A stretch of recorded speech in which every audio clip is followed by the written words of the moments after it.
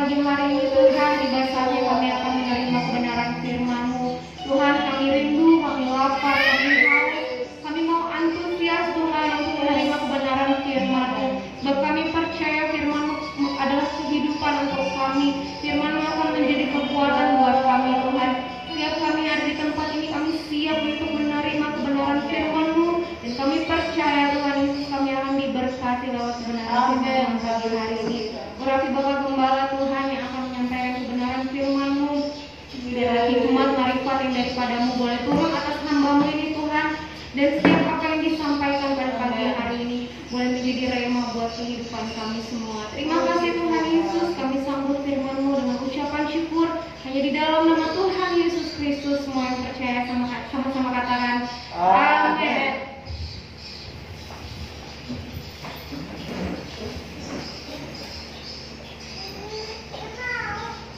Tuhan. Shalom saudara. Apa kabar hari ini?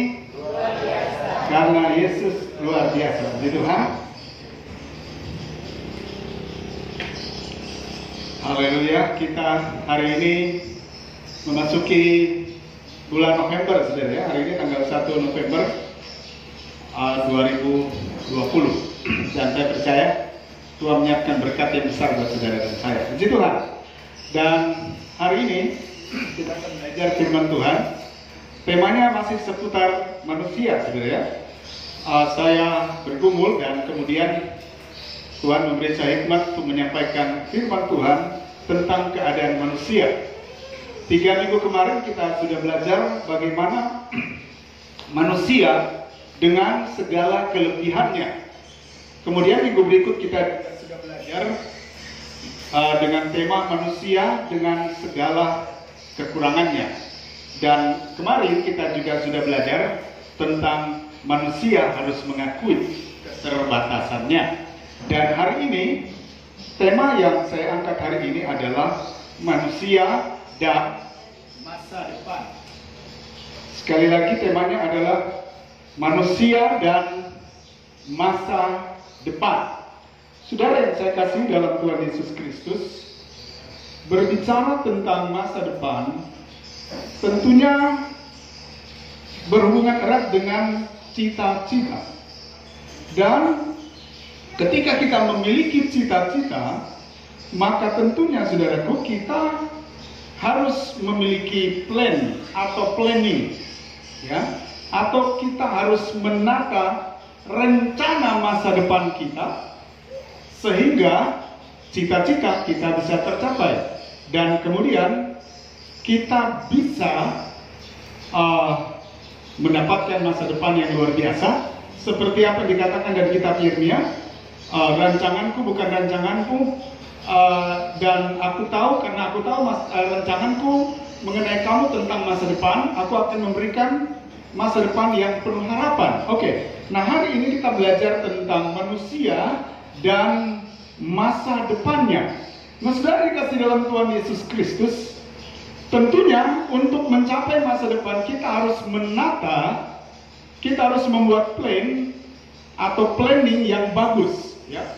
Kita harus membuat planning yang bagus. Kita harus menata planning itu dengan baik sehingga kita dapat mencapai apa yang menjadi impian kita atau cita-cita untuk masa depan kita.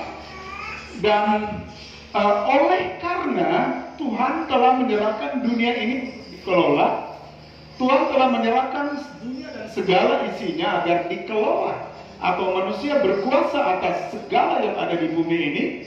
Maka dengan adanya fasilitas yang diberikan oleh Tuhan, kita harus bisa memanage, kita harus bisa membuat planning yang baik sehingga masa depan itu benar-benar bisa kita capai, saudaraku. Ini bermasalah, saudara ya. Baterainya mungkin juga low.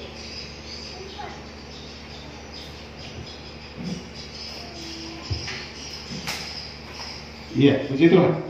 Mari kita lihat beberapa orang dengan cita-citanya dan apa yang mereka alami dengan cita-cita mereka. Yang pertama kita baca dalam kitab Kejadian pasal yang ke-11.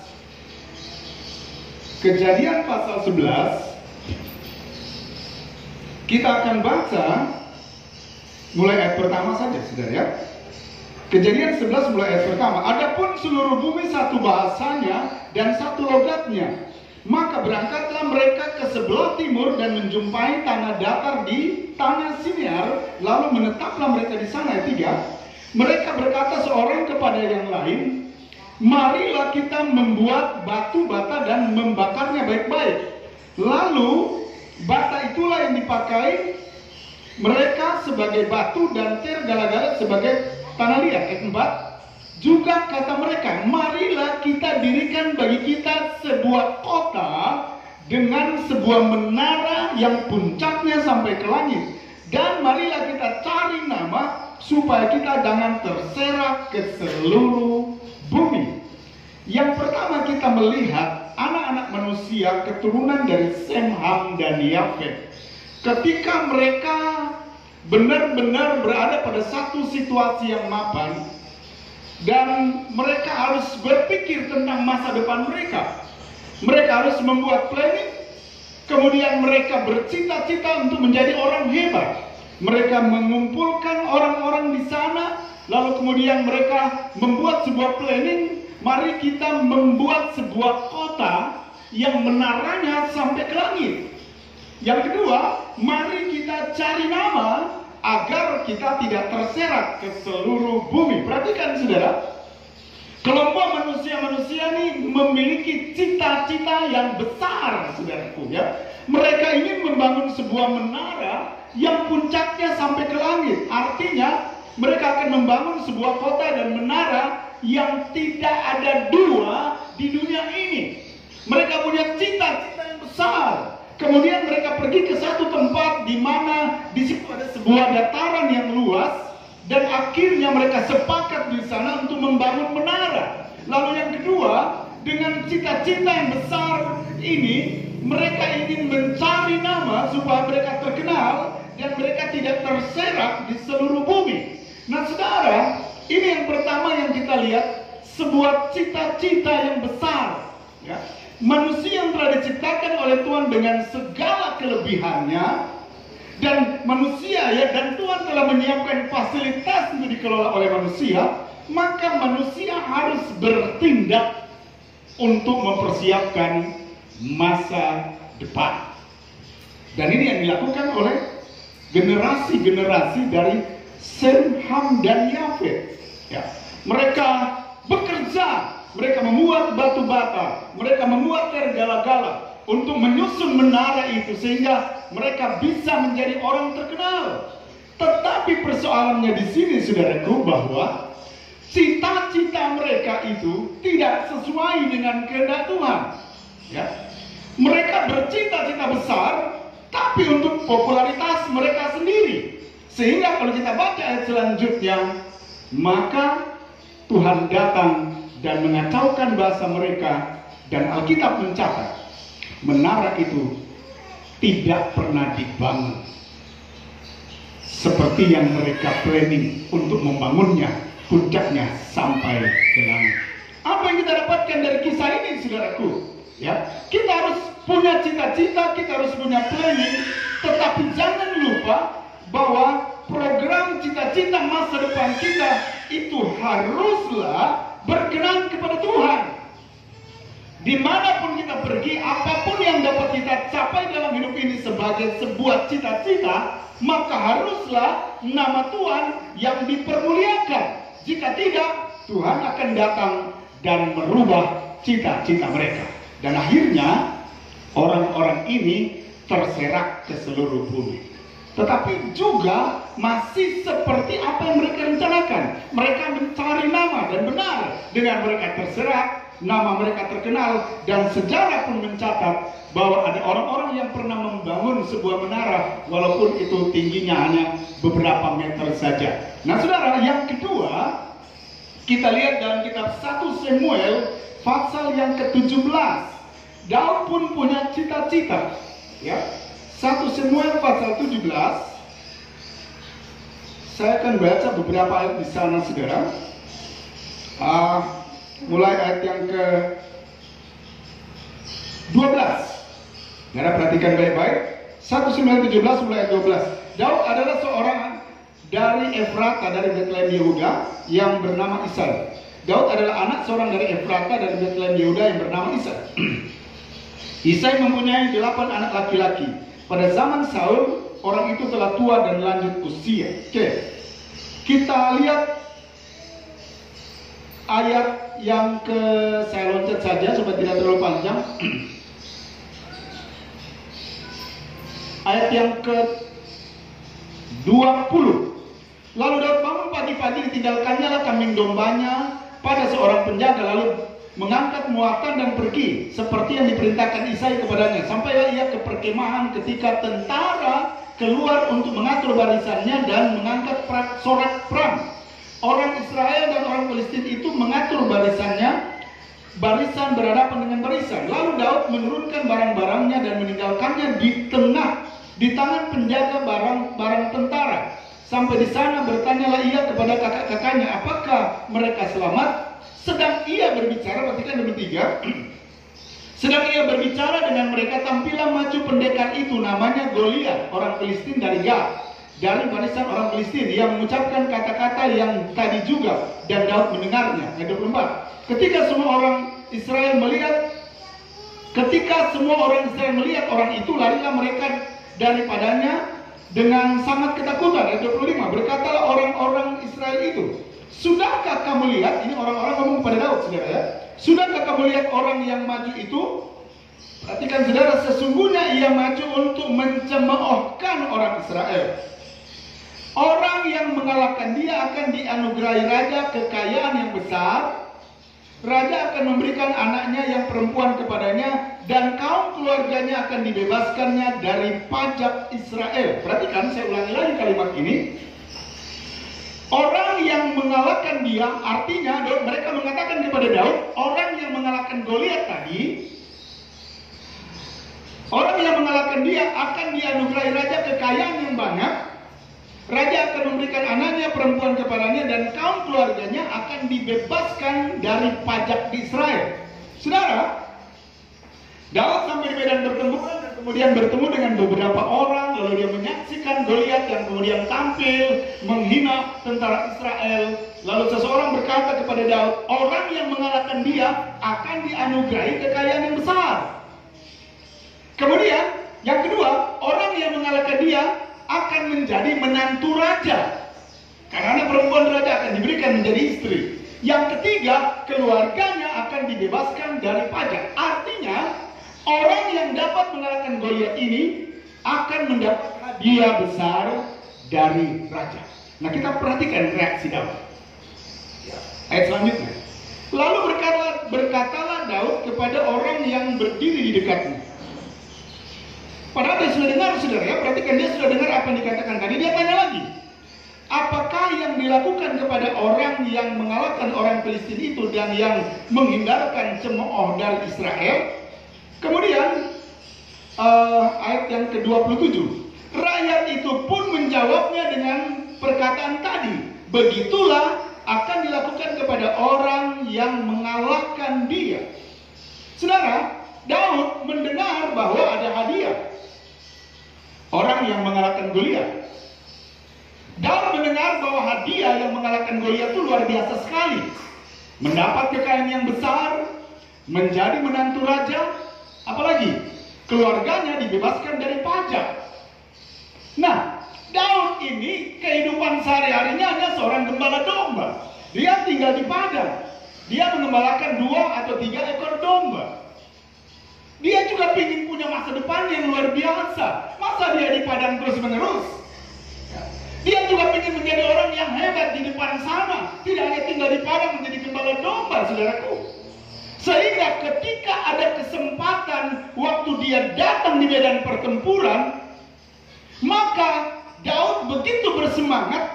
2 kali dia tanya, saudara. Ayat seterusnya kalau kita baca, Daud tanya lagi, apa benar raja itu memberikan hadiah besar kepada orang yang mengalahkan Goliat? Ini apa maksudnya, saudara? Daud memanfaatkan kesempatan untuk bercita-cita menjadi seorang menantu raja. Wow, jadi menantu Pak RT aja udah enak, saudara ya. Artinya kalau jadi mertua kita Pak RT, berarti kita dikenal baik di desa itu, di kampung itu. Apalagi kita jadi menantu kepala desa, menjadi menantu camat, menantu bupati, menantu gubernur, menantu presiden, apalagi. Nah, Daud berkesempatan waktu itu bercita-cita menjadi menantu raja. Karena kalau dia dapat mengalahkan Goliat, maka dia akan menikahi salah satu anak daripada Raja Saul. Wow, luar biasa kan saudara? Tetapi ternyata istri daripada Daud yang bernama Mikal, anak kedua dari Raja Saul, tidak menjadi istri yang baik. Dan dia menjadi duri bagi Daud dalam karirnya sebagai seorang raja. Nah, saudara dikasih dalam Tuhan Yesus, akhirnya Daud bisa bukan saja menjadi menantu raja, tapi dia menjadi raja atas Israel. Bukan saja keluarganya dibebaskan dari pajak, karena memang keluarganya menjadi keluarga kerajaan. Haleluya. Saudara dikasih dalam Tuhan Yesus, sebuah cita-cita yang disertai dengan manajemen yang baik, dengan planning yang baik, dan kerja keras yang baik. Daud untuk bisa mencapai cita-citanya itu, dia harus bisa menaklukkan Goliat. Dan kita berkata, sekali Daud mengayunkan alih-alih, Goliat itu jatuh dan mati. Dan Daud mendapatkan impiannya, menjadi menantu raja, menjadi raja, dan menjadi orang yang kaya raya. Saudara, kemudian mari kita lihat yang ketiga. Kita lihat lagi dalam Perjanjian Baru, dalam kitab Injil Markus pasal yang ke-10, cita-cita dari seorang yang miskin dan buta. Markus pasal yang ke-10 mulai ayat yang ke-46. Lalu tibalah Yesus dan murid-muridnya di Yeriko, dan ketika Yesus keluar dari Yeriko bersama-sama dengan murid-muridnya, dan orang banyak berbondong-bondong, ada seorang pengemis yang buta, udah pengemis miskin buta lagi, bernama Bartimeus, anak Timeus, duduk di pinggir jalan.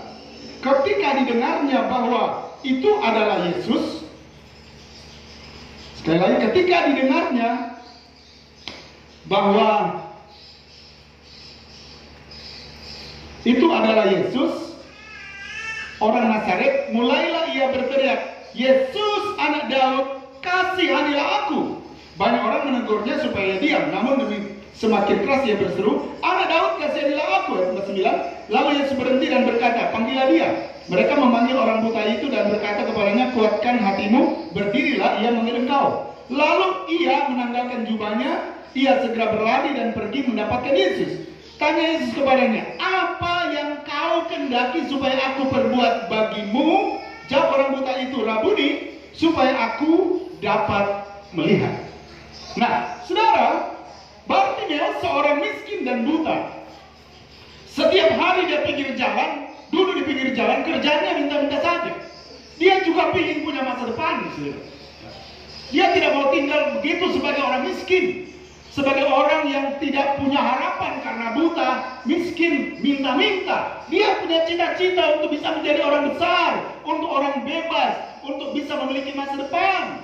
Pada waktu dia mendengar bahwa orang yang lewat itu adalah Yesus, maka dia berseru, Yesus anak Daud, kasihanilah aku. Lalu kemudian Yesus bertanya begini, apa yang engkau mau aku perbuat bagimu? Saya ulangi lagi. Yesus bertanya kepada Bartimeus, apa yang engkau mau aku perbuat bagimu? Lalu Bartimeus menjawab, Rabuni, Rabuni artinya guruku, ya.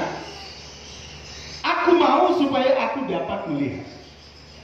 Rupanya memang cita-cita daripada Bartimeus tadi supaya matanya bisa sembuh dari buta, dan kemudian dia bisa bekerja, dia bisa mendapatkan uang, dan memiliki masa depan yang diberkati. Dan Tuhan melakukan sesuai dengan apa yang dia perlukan. Satu lagi saudara, dalam kitab Lukas pasal yang ke-19. Kalau saya sebut Lukas pasal 19, saudara pasti tahu tentang Sakeus. Saudara, kita berkata Sakeus itu orang kaya. Dia pemungut cukai, dia orang kaya raya. Tetapi dia juga tidak bahagia. Ya, dia dijauhi orang. Orang-orang berkata bahwa Zakheus ini orang berdosa. Mengapa? Karena dia menagih lebih dari apa yang harus ditagih, dan dia bekerja bagi orang penjajah. Jadi di mata orang Israel, Zakheus itu adalah pengkhianat, dan mereka benci dengan Zakheus karena Zakheus pemungut cukai. Jadi walaupun Alkitab mencatat dia sangat kaya, tapi dia tidak pernah bahagia dalam keadaannya sebagai orang yang kaya. Mengapa? Dia tidak punya banyak teman. Ya, dia dijauhi orang karena dia orang jahat, dia orang berdosa. Nah, tentunya Zakheus juga ingin supaya dia memiliki masa depan yang lebih baik dari apa yang sedang dia alami sekarang. Dia sudah punya segalanya, punya uang, harta dan sebagainya, tapi dia tidak punya teman. Dia tidak punya kedamaian. Di mana-mana orang menjauhinya karena dia orang berdosa. Sampai satu waktu ketika dia mendengar ada Yesus mau lewat, maka dia berlari. Dia naik ke pohon ara. Alkitab mencatat dia ingin tahu orang apakah Yesus itu. Dia ingin tahu karena dia sudah dengar bahwa kalau Yesus datang, buta melihat, lumpuh berjalan, tuli mendengar, bisu berbicara. Kalau Yesus datang, orang yang mengalami beban berat terlepas, orang yang susah dihiburkan dan sebagainya. Dan kemudian dia ingin tahu bagaimana, sehebat apa Yesus itu. Dia datang, dia memanjat pohon ara, dan kemudian apa yang terjadi? Yesus berkata, Zakheus, turunlah, hari ini aku mau menumpang di rumahmu. Dan waktu dia datang ke rumah Zakheus berkata begini, hari ini, Tuhan berkata, hari ini terjadi keselamatan kepadamu dan seluruh keluarga. Lalu Zakheus berdiri, dia berkata, separuh dari hartaku akan kuberikan kepada orang miskin, dan jika ada yang kuperas, aku akan menggantinya 4 kali lipat. Saudara, terjadi perubahan dalam hidup daripada Zakheus tadi. Dari sebelumnya sebagai orang kaya yang pelit, koncudu, orang kaya yang tidak peduli dengan orang yang lain, dan karena kekayaannya juga dia dapat dengan cara yang salah. Tapi ketika dia berniat untuk menjadi orang baik dan dia berjumpa dengan Yesus, dia mengalami bahagia. Dia memiliki keluarga yang diberkati. Dan kekayaan yang diberikan oleh Yesus ketika dia mengalami perubahan hidup lebih besar dari kekayaan yang dia dapatkan. Sehingga dia berkata, separuh dari uangku akan kuberikan sumbangkan kepada orang miskin, dan jika ada yang kuperasikan ganti 4 kali lipat. Wow, luar biasa saudara. Dan cita-cita dari Zakheus juga tercapai. Dia menjadi orang yang kata Yesus, seluruh keluarganya diselamatkan. Sejak hari itu dia berubah. Dia mengalami bahagia karena apa yang dia gumuli, yang dia hadapi bertahun-tahun sebagai seorang kaya, sebagai seorang pemungut cukai, dia tidak pernah mengalami bahagia. Dan dia jelas punya kerinduan untuk bahagia seperti orang-orang. Dan dia menemukannya ketika dia berjumpa dengan Yesus. Melalui apa saudara? Usaha untuk naik di atas pohon. Dan yang kedua, dia mengorbankan kekayaannya sebagai ganti sukacita yang Tuhan berikan dalam kehidupannya. Saudaraku, apa cita-cita saudara di masa yang akan datang? Saya yakin saudara pasti ingin punya masa depan yang lebih baik. Sudah pasti. Sehingga dari sekarang saudara sudah membuat planning yang baik, menata, membuat perencanaan yang baik dan benar, dan saudara mencapai cita-citanya, cita-cita saudara. Tapi ingat, jangan sampai cita-cita kita tidak berkenan kepada Tuhan. Kalau salah, maka Tuhan akan memperbaikinya. Dan kalau Tuhan akan memperbaikinya, kita harus menerima apa adanya. Seperti apa yang dialami oleh generasi sesudah Sem, Ham, dan Yafet. Mereka ingin ternama, mereka mencari nama, membuat menara setinggi langit, tapi kemudian Tuhan mengacaukan dan mereka tidak jadi membangun itu. Dan dia bermimpi untuk menjadi menantu raja, tapi ternyata istrinya, anak dari raja itu, menjadi beban bagi dia. Saudara dikasih dalam Tuhan Yesus, mari. Tuhan sudah menciptakan kita dengan segala kelebihan, juga ada kekurangan, dan kita pun harus menyadari kelebihan dan kekurangan itu. Tetapi kita harus bergerak menjadi orang yang dapat mengelola apa yang Tuhan percayakan pada kita, menata hidup kita ke depan sehingga kita punya masa depan yang diberkati. Dan tentunya tujuan kita memiliki masa depan yang diberkati, jangan lupa masa depan kita yang diberkati itu harus mencerminkan kemuliaan Tuhan. Mari saudaraku, siapapun engkau dan dimanapun engkau berada, Tuhan telah mempercayakan banyak hal pada kita. Tatahlah itu sedemikian rupa supaya engkau punya masa depan yang cerah. Tapi jangan lupa, masa depan jika engkau sukses, engkau jadi memiliki masa depan yang cerah, harus menjadi saksi bagi kemuliaan Tuhan. Firman Tuhan, demikian jauh firman Tuhan. Berbahagialah orang yang mendengar, menaruh dalam hati dan merenungkan dalam hidupnya sehari-hari.